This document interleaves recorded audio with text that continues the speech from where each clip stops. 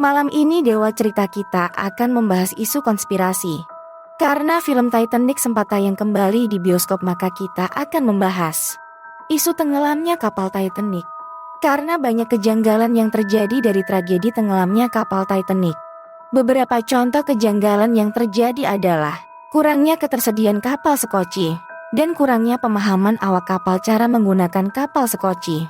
Selain itu, dengan alat tercanggih di kapal Titanic, mengapa seakan kapten sengaja menabrakkan lambung kapal ke gunung es? Karena harusnya radar akan membaca segala sesuatu yang berada di sekitar kapal. Mari kita bahas isu konspirasinya.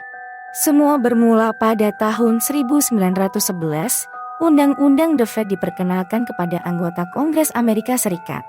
Namun sebagian dari anggota Kongres tidak menyetujui Undang-Undang Federal Reserve dengan alasan melanggar prinsip dasar konstitusi Amerika Serikat.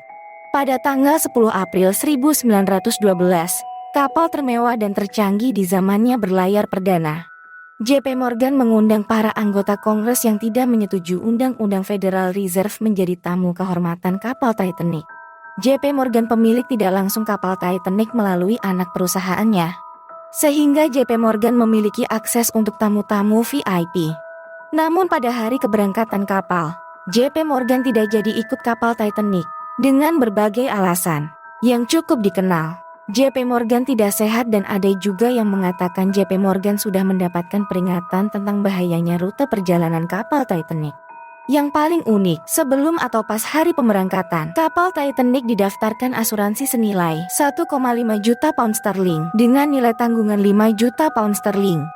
Seakan tragedi kapal Titanic sudah dipersiapkan. Pada 23 Desember tahun 1913, Undang-Undang Federal Reserve resmi dibentuk. Anggota Kongres diisi oleh para pendukung The Fed. Dan unik lagi nih, undang-undang ini menjadi undang-undang abadi yang tidak bisa dirubah oleh siapapun dan masih berlaku hingga hari ini. Sudah berusia seabad lebih. Konspirasi besar luar biasa kapal Titanic. Maka dari itu dibuatlah propaganda film Titanic yang menonjolkan kisah cinta dan asmara agar kisah asli kapal Titanic semakin tersamarkan dan terlupakan dalam sejarah dunia.